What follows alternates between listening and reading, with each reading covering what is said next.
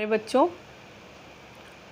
इससे पहले हम लोग गद्य का पार्ट पढ़ चुके हैं लहासा की ओर। अब इसके बाद 2 पार्ट हो चुके हैं हमारे गद्य के। अब हम पद्य की शुरुआत करते हैं। जो पार्ट 9 है आपके कबीर पद्य खंड, वहाँ से हम प्रारंभ कर रहे हैं। तो पार्ट 9 कबीर। कबीर का जन्म सन 1398 ईस्वी काशी में हुआ था और इनकी मृत्यु 1518 मगहर के आसपास हुई थी। निर्गुण भक्ति धारा के प्रमुख कवि कबीर हैं। इनकी रचनाएं कबीर ग्रंथावली में संग्रहित है और बीजक इनका प्रामाणिक ग्रंथ माना गया है। कबीर अत्यंत उदार, निर्भय एवं सद्गृहस्थ थे। ईश्वर के नाम पर चलने वाले पाखंड, भेदभाव, कर्मकांड आदि का इन्होंने खंडन किया है। किसी एक धर्म से संबंधित नहीं थे ये, सभी धर्मों में चलने वाले पाखंडों का भी इन्होंने खंडन किया है। ईश्वर प्रेम, ज्ञान और वैराग्य, गुरु भक्ति, सत्संग और साधु महिमा के साथ आत्मबोध और जगत बोध की अभिव्यक्ति उनके काव्य में हुई है। इनकी भाषा पंचमेल खिचड़ी भाषा या सदुक्कड़ी भाषा जिसे कहते हैं। सदुक्कड़ी भाषा क्योंकि ये यायावर प्रवृत्ति के थे, सब जगह घूमते फिरते थे, इसीलिए इनकी भाषा में सभी बहुत सारी राजस्थानी, पंजाबी और अनेक विभाषाओं के शब्द समाहित हैं। इसीलिए इसे सदुक्कड़ी भाषा या पंचमेल खिचड़ी भाषा कहा जाता है। अब थोड़ा सा हम कबीर के बारे में पढ़ते हैं। कबीर के जन्म और मृत्यु के बारे में अनेक किंवदंतियाँ प्रचलित है। कहा जाता है कि सन 1398 में काशी में इनका जन्म हुआ और 1518 के आसपास मगहर में देहांत हुआ।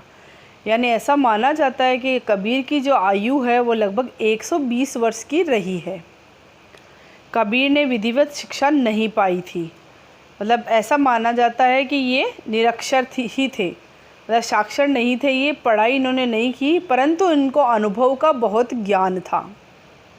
परंतु सत्संग, पर्यटन और अनुभव से इन्होंने ज्ञान प्राप्त किया था। भक्तिकालीन निर्गुण संत परंपरा के प्रमुख कवि कबीर की रचनाएं मुख्यतः कबीर ग्रंथावली में संग्रहित हैं, किंतु कबीर पंथ में उनकी रचनाओं का संग्रह बीजक ही प्रामाणिक माना जाता है। यानी बीजक इनका प्रामाणिक ग्रंथ है, जिसके 3 भाग है, साखी, सबद और रमेनी। ये बीजक 3 भागों से मिलकर बना है। कुछ रचनाएं इनकी गुरु ग्रंथ साहब में भी संकलित हैं। कबीर अत्यंत उदार, निर्भय एवं सद्गृहस्थ थे। यानी गृहस्थ थे। इनकी पत्नी थी कमाल और कमाली इनके पुत्र थे और इनकी पत्नी थी धनिया। राम और रहीम की एकता में विश्वास रखने वाले कबीर ने ईश्वर के नाम पर चलने वाले हर तरह के पाखंड, भेदभाव और कर्मकांड का खंडन किया। उन्होंने अपने काव्य में धार्मिक और सामाजिक भेदभाव से मुक्त मनुष्य की कल्पना की कि ऐसा मनुष्य होना चाहिए जो धार्मिक और सामाजिक भेदभाव से मुक्त हो, यानी सामाजिक और धार्मिक भेदभाव से अलग हो। ईश्वर प्रेम, ज्ञान तथा वैराग्य, गुरु भक्ति, सत्संग और साधु महिमा के साथ आत्मबोध और जगत बोध की अभिव्यक्ति उनके काव्य में हुई है। कबीर की भाषा की सहजता ही उनके काव्यात्मकता की शक्ति है।